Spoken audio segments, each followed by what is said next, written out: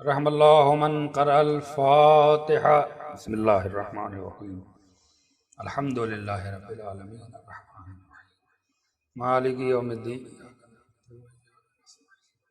اہدنا الصراط المستقیم غیر المغضوب علیہم ولا الضالین۔ اعوذ باللہ من الشیطان اللعین الرجیم۔ بسم اللہ الرحمن الرحیم۔ الحمد للہ الذی ہدانا لہذا وما کننا لنہتدی لولا ان ہدانا اللہ لقد جاءت رسل ربنا بالحق والصلاة والسلام والتحیۃ والاکرام سیدنا ونبینا وطبیب قلوبنا وانیس نفوسنا مولانا مقتدانا ہادینا ابی القاسم محمد اللہم صل علی محمد وآل محمد الذین اذہب اللہ عنہم الرجس اہل البیت ویطہرہم تطہیرا اللہم صل علی محمد وعلی اہل بیتہ الطیبین الطاہرین المعصومین المظلومین المنتخبین المنتجبین ولعنت الدائمۃ علی اعدائہم اجمعین من یومنا ھذا الی یوم الدین آمین یا رب العالمین۔ اما بعد فقد قال سبحانہ تبارک و تعالی فی محکم کتابہ المبین وهو اصدق الصادقین وقولہ الحق۔ بسم اللہ الرحمن الرحیم۔ قل لا اسألکم علیہ اجرا الا المودۃ فی القربى۔ صلوات پڑھ دیں محمد اللہم صل علی محمد وآل محمد۔ حاضرین مجلس کی صحت و سلامتی کے لیے، ان کے رزق، ان کے علم، ان کے شعور اور ان کی توفیقات میں اضافے کے لیے عظمت محمد وآل محمد پر مل جل کر بلند آواز سے صلوات پڑھ دیں اللہم صل علی محمد۔ منتظمین مجالس، اراکین مجالس، معاونین مجالس کی بھی صحت و سلامتی کے لیے، ان کے رزق، ان کے شعور، ان کے علم اور ان کی توفیقات میں اضافے کے لیے پوری دنیا میں امام حسین علیہ السلام کا غم منایا جا رہا ہے۔ کربلا والوں کی یاد میں لوگ مجلس سید الشہداء کا انتظام و انعقاد کر رہے ہیں۔ جہاں جہاں بھی امام حسین کی عزاداری ہو رہی ہے، ان تمام عزاداروں کی جان، مال، عزت، آبرو کی حفاظت کے لیے، امام حجت کے ظہور کے لیے ایک بار پھر عظمت محمد والے محمد پر مل جل کر بلند آواز سے صلوات پڑھ دیں اللہم صل علی محمد۔ پروردگار عالم قیامت تک باقی رہنے والی کتاب قرآن مجید کے سورہ شورى میں اپنے محبوب ترین پیغمبر حضور سرور کائنات حضرت محمد مصطفیٰ صلی اللہ علیہ وآلہ وسلم کے وسیلے سے اپنے محبوب بندوں تک ایک اہم ترین پیغام پہنچا رہا ہے۔ ارشاد رب العزت ہے قل لا اسألکم علیہ اجرا، اے میرے حبیب میرے بندوں سے کہہ دو کہ ان کا پروردگار ان سے ان کی دی ہوئی ہماری تمام نعمتوں اور ان کی حیات کے بدل میں کچھ بھی نہیں چاہتا الا المودۃ فی القربى، اگر پروردگار عالم کو بندوں کی جانب سے کچھ چاہیے تو وہ صرف اور صرف مودت محمد اور آل محمد چاہیے۔ قرآن اور فضائل محمد و آل محمد کے عنوان سے آج اپنی مجلس 7ویں مرحلے میں داخل ہو چکی ہے۔ کل کی گفتگو جہاں سے ختم ہوئی تھی، آج اسی سلسلہ خطاب کو آگے بڑھاتے ہوئے کچھ باتیں آپ کی خدمت میں عرض کروں گا اور مجلس کو تمام کروں گا۔ کل کی مجلس میں نے عرض کیا تھا اور حدیثیں بھی آپ کی خدمت میں عرض کی تھی، اہل سنت کی کتابوں سے، بڑے بڑے علماء اہل سنت کے حوالے سے، جو انشاءاللہ آپ کے ذہن میں محفوظ ہوں گی کہ پروردگار عالم نے اہل بیت علیہ السلام کو دنیا میں بھیجنے کے بعد یہ قانون بنایا، رسول کبریا کے وسیلے سے یہ میسج پہنچوایا کہ دیکھو سب کچھ ایک طرف اور محبت محمد اور آل محمد ایک طرف، ساری محبتیں اس محبت کے آگے ہیچ ہیں، کچھ بھی نہیں ہے، ان کی کوئی ویلیو نہیں ہے۔ باپ کی محبت، ماں کی محبت، رشتہ داروں کو، اعزاء اقارب کی محبت، یہ ساری محبتیں محبت اہل بیت اور محبت محمد اور آل محمد کے آگے کچھ بھی نہیں ہیں۔ اگر ان محبت کو، اہل بیت علیہ السلام کی مودت کو آپ نے پہلے اپنایا، ان کو اہمیت زیادہ دی اور ان کی ویلو زیادہ آپ کے دل میں ہے، تو اس کا مطلب یہ ہے کہ آپ صحیح معنوں میں وہ زندگی جی رہے ہیں جو پروردگار عالم آپ کو جینے کا حکم دے رہا ہے۔ اگر یہ محبت میں کمی ہے، جو لوگ اہل بیت کی محبت میں کمی رکھتے ہیں، انہی کا کردار بدلتا ہے، انہی کا نیچر بدلتا ہے، انہی کے اندر تکبر پیدا ہوتا ہے، وہی گھمنڈ میں چور ہو جاتے ہیں، وہی انسانیت کے دائرے سے باہر ہوتے ہیں اور وہی اخلاقی تقاضوں کو پامال کرتے ہیں۔ اس لیے کہ جتنا اہل بیت علیہ السلام کی معرفت حاصل ہوگی، اتنا ہی ہمارا کردار بھی مضبوط ہوگا، ہمارا ایمان بھی مضبوط ہوگا اور ہمارا عقیدہ بھی مضبوط ہوگا۔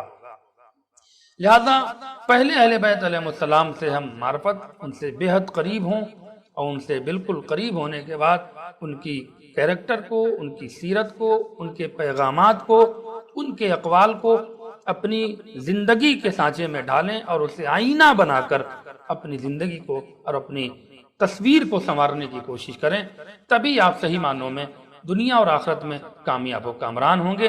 ورنہ یاد رکھیے کہ آپ سب کو دھوکہ دے سکتے ہیں لیکن خدا بند عالم کو دھوکہ نہیں دے سکتے، اہل بیت علیہ السلام کو دھوکہ نہیں دے سکتے۔ وہ آپ سے زیادہ آپ کے بارے میں جانتے ہیں اور سمجھتے ہیں، وہ ہر انسان کی نیت کو پہچانتے ہیں، اس کے ارادے کو جانتے ہیں، اس کی تینت کو جانتے ہیں، اس کی فطرت کو جانتے ہیں۔ لہذا دھوکہ ہم ایک دوسرے کو دے سکتے ہیں لیکن ان خاندان کی کسی فرد کو اور پروردگار عالم کو ہم کبھی بھی دھوکہ نہیں دے سکتے۔ جو لوگ دھوکہ دے کے خوش ہوتے ہیں، صحیح معنوں میں وہ خود دھوکہ کھا رہے ہیں اور وہ اپنی دنیا بھی برباد کر رہے ہیں اور اپنی آخرت بھی برباد کر رہے ہیں۔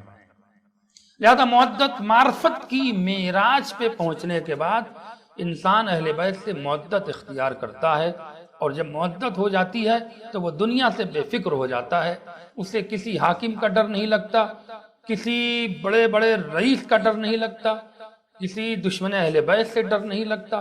وہ جس ماحول میں بھی رہتا ہے وہ اہل بیت علیہ السلام کی محبت کے معیار کو بیلنس میں رکھتے ہوئے سچ بولتا ہے، حق بولتا ہے۔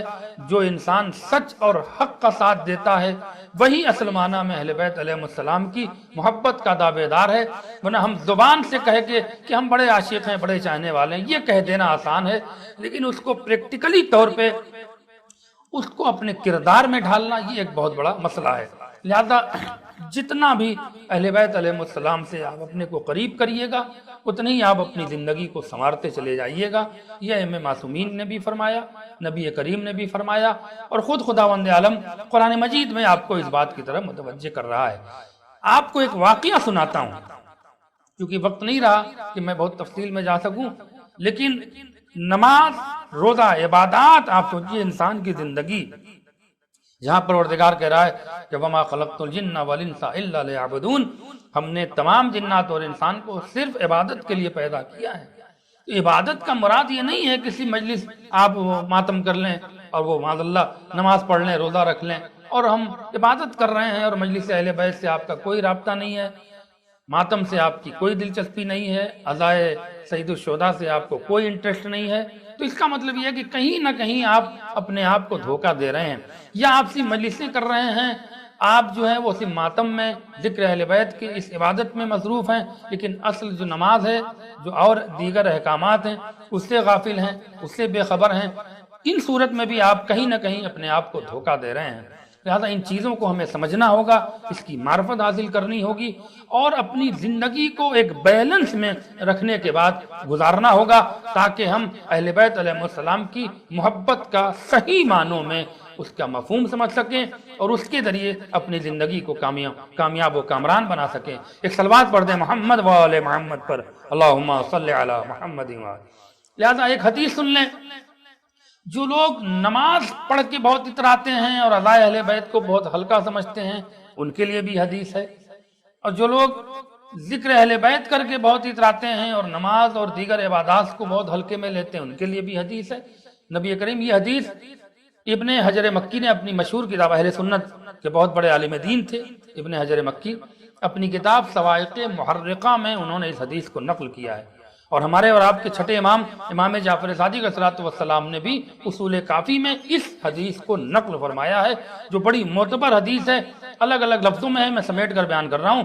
نبی نے ارشاد فرمایا کہ اگر کوئی شخص زندگی بھر نماز پڑھے، محبت اہل بیت کی اہمیت کیا ہے، ولایت کی اہمیت کیا ہے، ولایت امیر المومنین کا مرتبہ کیا ہے، اگر یہ ولایت نہیں ہے تو کچھ بھی نہیں ہے، یہ سن لیجئے، آنکھ کھول کے سن لیجئے، کان کھول کے سن لیجئے، علی کی ولایت کے بغیر جب دین مکمل نہیں ہے تو انسان کا ایمان کیسے مکمل ہوگا اور انسان کا اسلام کیسے مکمل ہوگا۔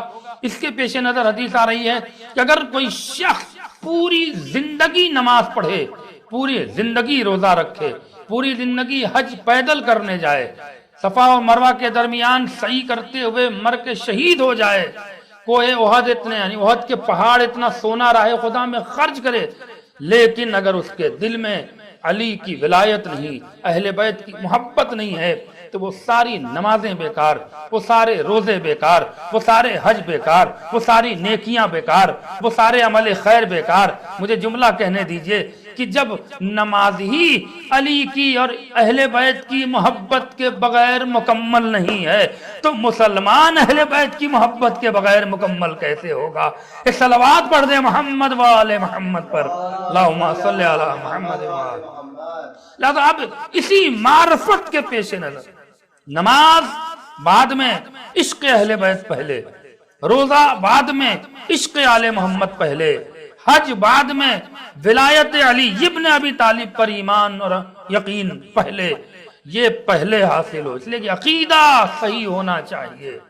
عقیدہ اگر صحیح نہیں ہے تو کبھی عمل صحیح نہیں ہوگا، اور انسان کے عمل سے ہی پتہ چلتا ہے کہ اس کا عقیدہ کیسا ہے۔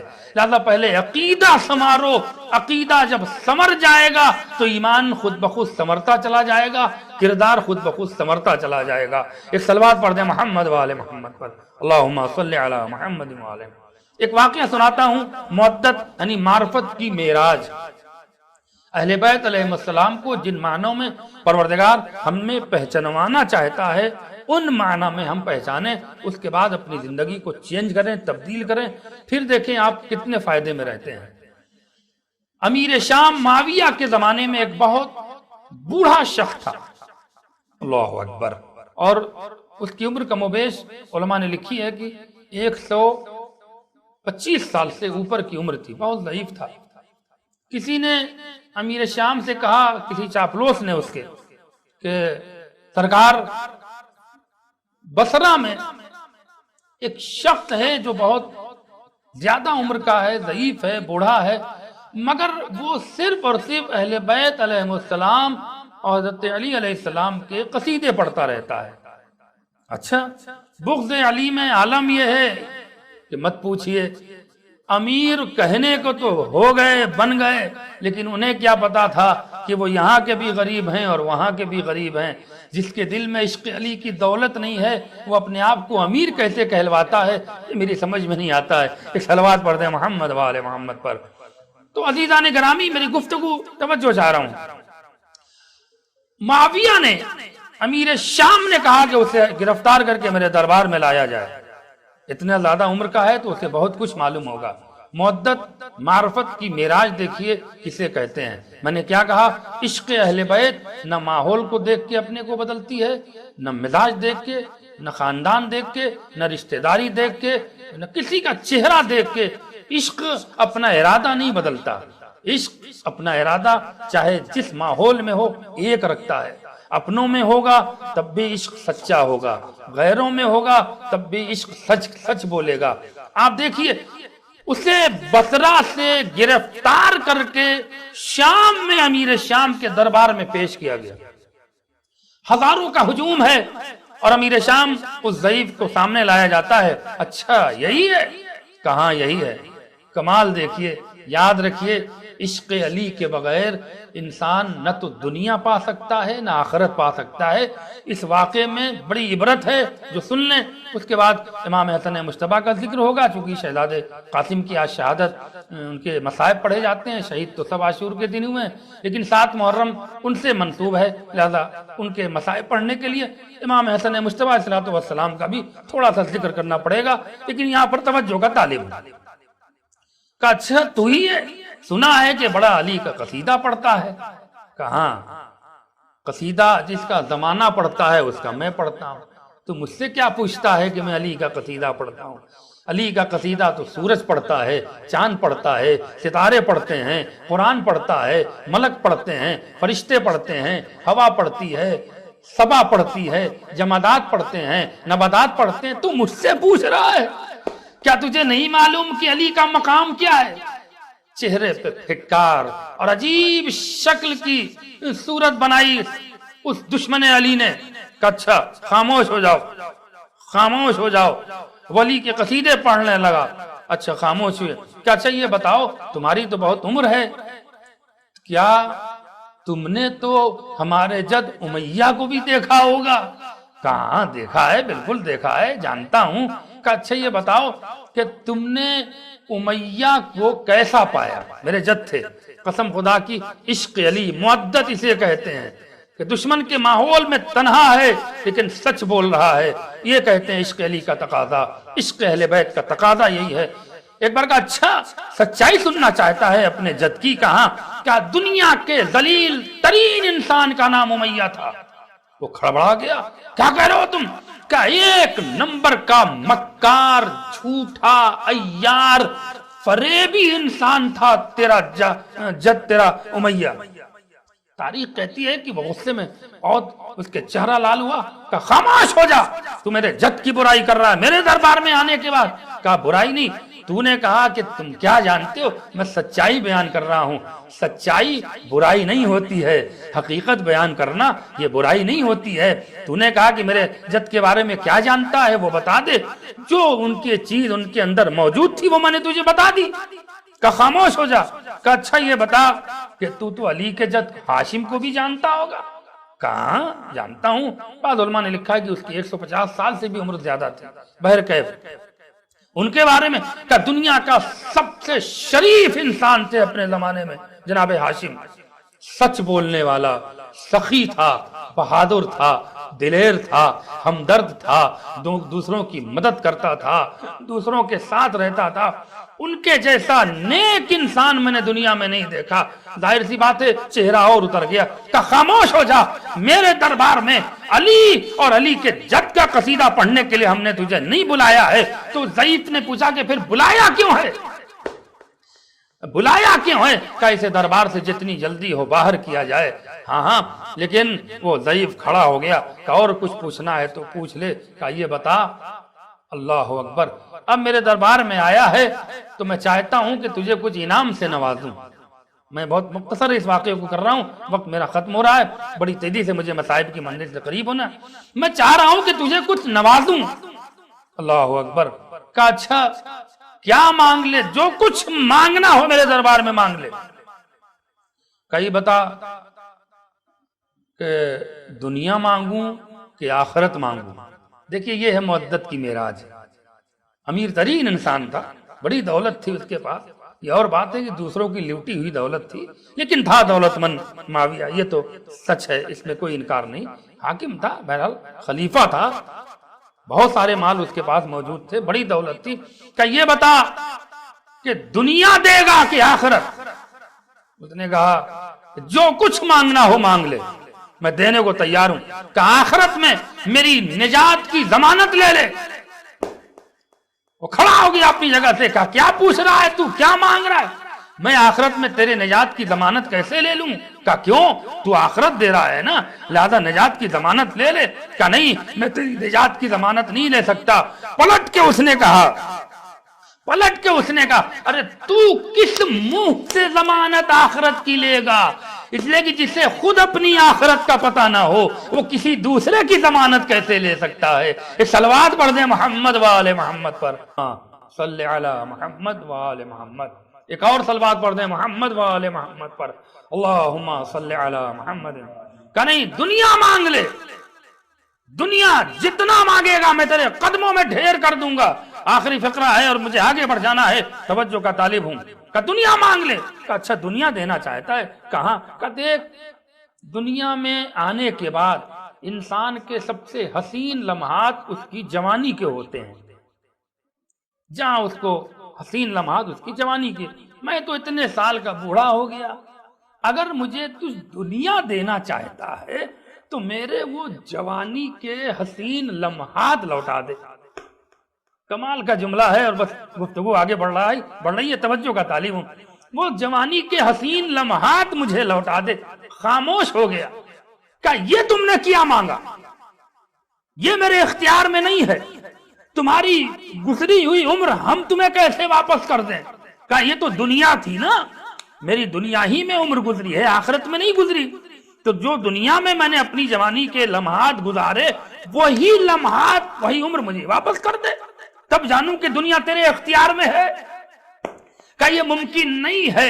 ایک بار درباریوں سے مخاطب ہوا کہ لعنت ہو تم لوگوں پر، لعنت ہو تم تمام لوگوں پر کہ تم ایسے شخص کی ذی حضوری میں لگے ہو جو نہ تمہیں دنیا دے سکتا ہے نہ آخرت دے سکتا ہے۔ ایک صلوات پڑھ دیں محمد و آل محمد پر، اللہم صلی علی محمد۔ یہ ہے عشق اہل بیت کی معراج۔ اصل معدت اس شخص کے، اس ضعیف کے پاس تھی جو جان رہا تھا کہ عشق علی سچ بولنے کا سلیقہ سکھاتا۔ ہاں امام حسن مجتبیٰ، چونکہ جناب شہزاد قاسم کا مصائب پڑھنا ہے، ایک واقعہ آپ ان کا بھی سنیں اسی امیر شام کے سلسلے سے، اور اس کے بعد مصائب اور مجلس تمام۔ جناب امام حسن مجتبیٰ، امام حسن علیہ الصلوۃ والسلام کی صلح کو لے کر بڑے اختلاف ہیں، علماء آج بھی بحث کر رہے ہیں، 1400 سال سے بحث ہو رہی ہے، اور بالکل واضح بات ہے کہ امام حسن مجتبیٰ نے صلح کیوں کی، چونکہ وقت نہیں رہا، انشاءاللہ پھر کبھی موقع ملا تو تفصیلی طور پہ صلح امام حسن پر ایک تفصیلی طور پہ بحث کروں گا۔ آج معذرت چاہ رہا ہوں، لیکن یہ طے ہے کہ امام حسن کی صلح ہی کربلا کی فتح کی سبب ہے۔ کربلا کی فتح جو حاصل ہوئی ہے اس میں امام حسن کی صلح بھی شامل ہے، اس لیے کہ دنیا کو دو کردار دکھانا تھا، ایک خاموش کردار، ایک جنگ کا کردار۔ دونوں کردار اہل بیت مصطفیٰ نے پیش کیے ہیں، وہ ایک الگ پہلو ہے، الگ موضوع ہے۔ امام حسن نے معاویہ سے شرط رکھی تھی، اسی شرط پہ صلح ہوئی، اور پھر جب معاویہ کھسیایا، اس نے چاہا کہ اب تو میں رسوا ہو رہا ہوں، تو امام حسن مجتبیٰ کو معاذ اللہ رسوا کرنے کے لیے اس نے ایک پلان رچا، ایک سازش رچی۔ اور کیا سازش رچی کہ ہم آج اتنے خزانے مدینے میں لوٹا دیں گے، اتنے خزانے بانٹ دیں گے کہ مدینے کے لالچی افراد مجھے ہی میری تعریف کریں گے۔ یہ تو سب کا مزاج ہے، جو چاپلوس لوگ ہوتے ہیں ذرا سی دولت دے دو اب وہ چاپلوسی میں تعریف کرنے لگتے ہیں۔ یہ تو ایک چھوٹے سے چھوٹے انسان کا مزاج ہے، چجائے کہ مدینے کے چاپلوس لوگ، اللہ اکبر، یہ تو وہاں کا سلسلہ چلا آ رہا ہے۔ کہ اس نے کہا پھر کیا کریں، کہ دربار اپنا سجایا اور اپنے صحابیوں سے اعلان کروا دیا مدینے میں کہ آج امیر شام کے دروازے کھلے ہیں، خزانے کے جسے جتنا چاہیے آ کے لے جائے۔ اور ایک کرسی پہ بیٹھ گیا، توجہ چاہ رہا ہوں میرا، واقعہ مدینے کا ہے، بیٹھ گیا، اور بیٹھنے کے بعد امام حسن مجتبیٰ اپنے گھر میں ہے، صلح ہو چکی ہے، واقعہ آپ کے سامنے ہے، بہت تفصیل میں نہیں جانا جائے۔ اب لوگ آ رہے ہیں، خزانے لوٹائے جا رہے ہیں، اگر کوئی چھوٹا آدمی آیا تو اس کو اسے کم دیا گیا، بڑا قریبی آیا اسے زیادہ دیا۔ یہی تو سمجھ میں نہیں آیا کہ جہاں چہرے دیکھ کے پیسے بانٹے جا رہے ہوں، جہاں کوئی معیاری نہ ہو، وہ خلیفہ کیسے بنے، وہ اسلام کے ذمہ دار کیسے بنے؟ یہ لمحہ فکریہ ہے ان لوگوں کے لیے جو اپنے آپ کو صاحب علم کہتے ہیں لیکن نتیجہ نکالنے سے قاصر ہیں۔ بہرحال بانٹا گیا، ان کو اتنا دے دو، ان کو اتنا دے دو، دن بھر خزانہ بٹتا رہا۔ اب شام میں مغرب سے پہلے امام حسن مجتبیٰ اپنے دولت سرا سے نکلے اور معاویہ کے اس دربار میں پہنچے جہاں خزانوں کے انبار تھے۔ معاویہ کھڑے ہو کر احترام کرتا ہے، احترام تو مجبوری تھی، امامت خود احترام کراتی ہے، اللہ اکبر، دشمن بھی کھڑا ہو کے احترام کر رہا ہے۔ آؤ آؤ آؤ حسن مجتبیٰ آؤ، شام میں آئے ہو، اس لیے آئے ہو کہ اب تو خزانہ ختم ہو گیا ہوگا، وہ دینے والا مجھے کیا دے گا؟ توجہ چاہ رہا ہوں میرا دیدو، امام حسن کا مزاج دیکھیے، اہل بیت اطہار کا معیار دیکھیے کہ ہم کس کے چاہتے ہیں، ہم کس کو مانتے ہیں اور ہمیں کس سے محبت کرنا چاہیے۔ یہ نتیجہ دے کر مصائب کی منزل سے قریب ہو جاؤں گا، سمجھنے کی ذمہ داری آپ کی۔ بیٹھ گئے کہ اس لیے آئے ہو کہ اب خزانہ تو بچا نہیں ہوگا، زیادہ مجھے ملے گا کیا؟ میں معاویہ کو رسوا کروں گا، لیکن یاد رکھو مجھے تم رسوا نہیں کر سکتے۔ اپنے خادم سے کہا جتنا دن بھر خزانے بانٹے گئے ہیں وہ سارے خزانوں کا انبار حسن مجتبیٰ کے پاس لگا دو، اور ان کو سارے خزانے جتنے مدینے والوں کو آج دن بھر بانٹا، یہ تو فیصلہ تمہارے حاکم نے کر دیا کہ سارے مدینے والے ایک طرف، علی کا بیٹا حسن مجتبیٰ ایک طرف۔ ایک صلوات پڑھ دیں محمد وآل محمد پر، اللہم صلی علی محمد وآل محمد۔ ایک طرف، توجہ جا رہا ہوں میرا دیدو۔ اس کے بعد بڑے تکبری انداز میں کہتا ہے خزانہ دیا حسن مجتبیٰ، یہ سارے خزانے تمہارے۔ انا ابن ہند، آپ غور فرمائیے گا، خزانہ دینے کے بعد مسکرا کے بڑے تکبری انداز میں کہتا ہے حسن انا ابن ہند، میں ہندا کا بیٹا ہوں۔ اللہ اکبر۔ امام حسن ایک کرسی پہ تشریف فرماتے، جیسے اٹھنا چاہا اس کے ایک سپاہی نے نالین اٹھا کے امام کے پاؤں کے پاس رکھ دیا۔ جیسے حسن مجتبیٰ نے پاؤں اپنی نالین میں رکھی، سارے خزانے پلٹ گئے کہ میں نے سارے خزانے تجھے دیے۔ کیا معاویہ کے منہ پہ تماشا مارا ہے امام حسن مجتبیٰ نے؟ آپ غور فرمائیے گا، یہ سارے خزانے اس خادم کو دے دیے جس نے امام کی صرف نالین اٹھا کر امام کے قدموں کے قریب کر دیا تھا، اور پلٹ کے معاویہ کے چہرے کو دیکھ کہتے ہیں انا ابن فاطمہ، اگر تو ہندا کا بیٹا ہے تو میں فاطمہ کا بیٹا ہوں۔ جتنا خزانہ تو میری شخصیت کو سمجھ کے دینا چاہتا ہے، میری نگاہ میں وہ سارا خزانہ تیرے غلام کے بھی برابر نہیں ہے۔ ایک صلوات پڑھ دے محمد وآل محمد پر، اللہم صلی علی محمد۔ امام حسن مجتبیٰ نے ایک زوردار تماچا اپنے کردار سے پیش کیا کہ دیکھو انہیں کبھی دولت سے نہ پرکھنا، انہیں کبھی حکومت سے نہ پرکھنا۔ یہی وجہ تھی کہ جن کے پاس دنیا کی حکومت ہو وہ خلافت کی لڑائی کیا لڑتے، وہ دنیا کی حکومت کے لیے کیا لڑائی کرتے۔ یہی تو بات ہے، یہی اسی حکمت کا فائدہ اٹھایا ہے دشمنوں نے۔ بس ارباب ازا، یہ وہ دشمنی تھی امیہ سے جو مدینے سے کربلا تک پہنچی۔ ہاں ارباب ازا، آج 7 محرم، اللہ اکبر، آہستہ آہستہ یہ دن گزر جائیں گے۔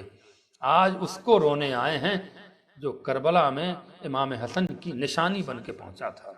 کون حسن؟ وہی حسن جس نے اسلام کی آبرو بچائی ہے صلح کرنے کے بعد۔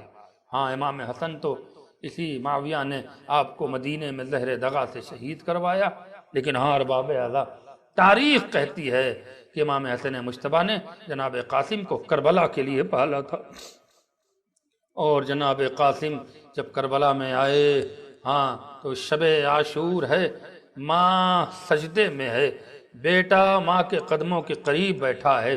ماں نے نماز ختم کی، ماں نے بیٹے کو کلیجے سے لگا کے ایک فقرہ کہا، بیٹا اے بیٹا، کل سب کو شہید ہونا ہے، ایسا نہ ہو کہ تم ماں کو شرمندہ کر دو۔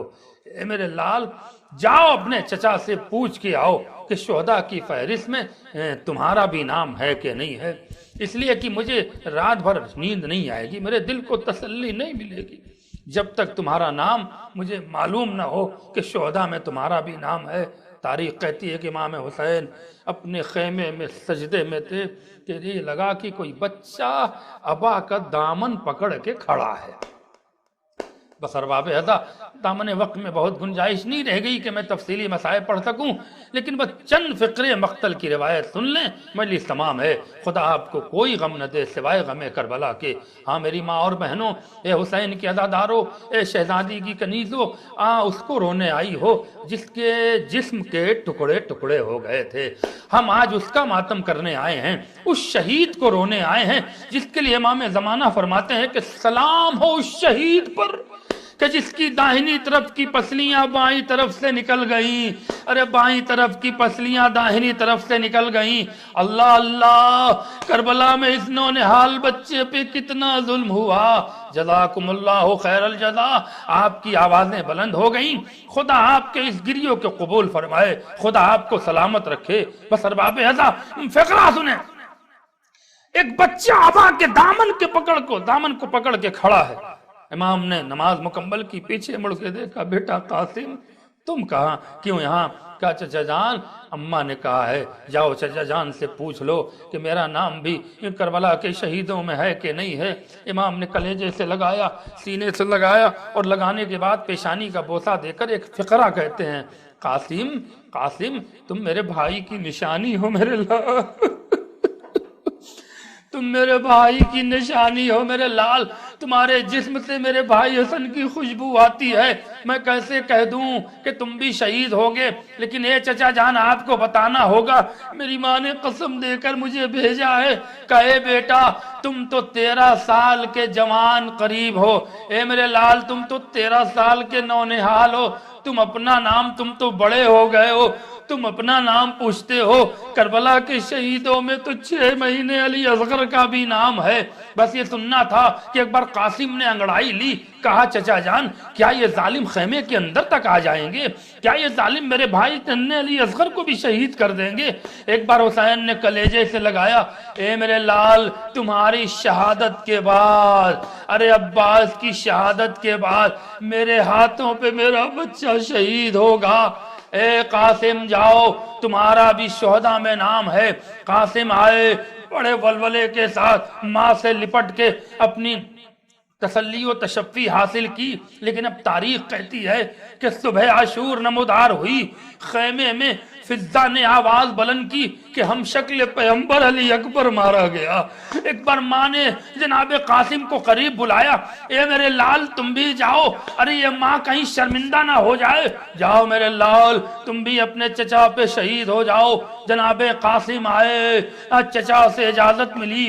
صاحب ریاض نے ایک جملہ لکھا ہے کہ قاسم اتنے چھوٹے تھے کہ گھوڑے پہ خود سے نہ بیٹھ پائے، آقا حسین نے اپنے شہزادے کو گھوڑے پہ بٹھایا، قاسم مقتل کو چلے، جنگ کرتے کرتے ارے کسی ظالم نے تلوار سے وار کیا، قاسم گھوڑے پہ ڈگمگائے، لیکن اے ارباب عزا مقتل کی ایک روایت ہے کہ ادھر قاسم مقتل کی طرف چلے، حسین ایک ٹیلے پہ کھڑے ہو گئے، میرا کمسن بچہ ہے، ارے میرا کمسن بچہ ہے، کہیں نرغے میں گر نہ جائے اور مجھے نظر نہ آئے۔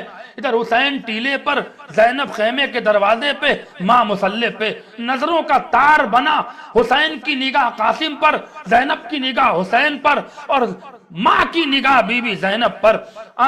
مقتل کی روایت ملتی ہے کہ ادھر قاسم زمین پہ گرے، حسین ٹیلے سے گرے، زینب خیمے کے دروازے پہ گری، ماں سجدے میں گری۔ اے پروردگار تیرا لاکھ لاکھ شکر ہے میرا بیٹا قربان ہوا، لیکن اے ارباب عزا اب جو روایت میں پیش کرنا چاہتا ہوں اس کے لیے دل پہ ہاتھ رکھ کے جملہ سنیے گا۔ ادھر قاسم مقتل میں شہید ہوئے، تاریخ کہتی ہے کہ قاسم خیمے سے بہت دور شہید ہوئے تھے، حسین کو پہنچنے میں تاخیر ہوئی، ظالموں نے اپنے گھوڑوں میں نالہ بندی کی، اللہ اکبر۔ ادھر علامہ میر انیس نے کیا منظر کشی کی ہے کہ ادھر قاسم کی شہادت کی خبر خیموں میں آئی، اور بیویوں نے جو چاہا کہ قاسم کی ماں کو پرسا دیں، ہاں کیا عالم تھا۔ میر انیس کہتے ہیں کہ نکلا یہ سب کے منہ سے کہ ہے حسن کا لال۔ اللہ اکبر، اجرکم اللہ اجرکم اللہ۔ ہاں ارباب عذاب کی آواز بلند ہو گئی، خدا آپ کو سلامت رکھے۔ نکلا یہ سب کے منہ سے کہ ہے حسن کا لال۔ زینب نے بڑھ کے کھول دیے اپنے سر کے بال، سینے میں ہل گیا دل بانو خوش خصال، چلائی ماں گزر گیا کیا میرا نونہال۔